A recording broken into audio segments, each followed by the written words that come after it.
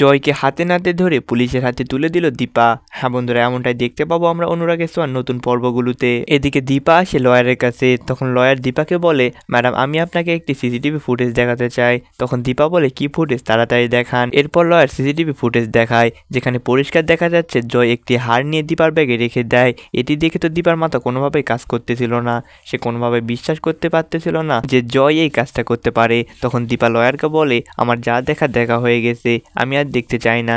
এই বলে দীপা সেখান থেকে চলে আসে। অন্যদিকে হসপিটালে চারু দেখাশোনা করতেছিল সূর্য, সেখানে লয়ার তাকে সিসিটিভি ফুটেজটি পাঠিয়ে দেয়। তখন সূর্য বলে, এটি তো সিসিটিভি ফুটেজ। এই বলে সে সিসিটিভি ফুটেজটি অন করে এবং সেখানে স্পষ্টভাবে দেখতে পায় জয় হারটি নিয়ে দীপার ব্যাগে রেখে দিচ্ছে। এটি দেখে সূর্যেরও বিশ্বাস হয় না। তখন সূর্য বলে ওঠে, ভাই ভাই এই কাজটা করেছে, এটা তো কখনো মানাই যায় না। এদিকে বাড়ির সকলে মিলে ড্রয়িং রুমে বসে চিন্তা করতেছিল।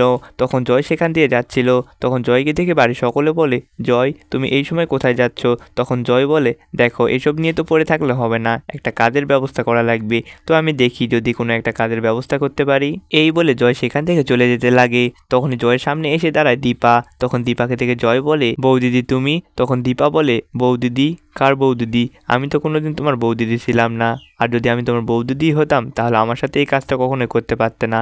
এটি শুনে তো জয় অবাক হয়ে যায়। তখন কাকিয়া বলে, দেখো দীপা ও একটা কাজে যাচ্ছে, এই সময় তুমি নতুন কোনো নাটক শুরু করো না। তখন দীপা বলে, নাটক তো কেবল শুরু হয়েছে কাকিয়া, এখন নাটকটা আমি শেষ করব, টিভিটা অন করো। এই বলে দীপা টিভিতে সিসিটিভি ফুটেজটি দেখায় এবং সেখানে স্পষ্টভাবে দেখা যায় জয় একটি হার নিয়ে সেটি দীপার ব্যাগে রেখে দেয়। এটি দেখে সকলের মাথা ঘুরে যায় এবং কেউ বিশ্বাস করতে পারে না যে জয় এই কাজটা করেছে।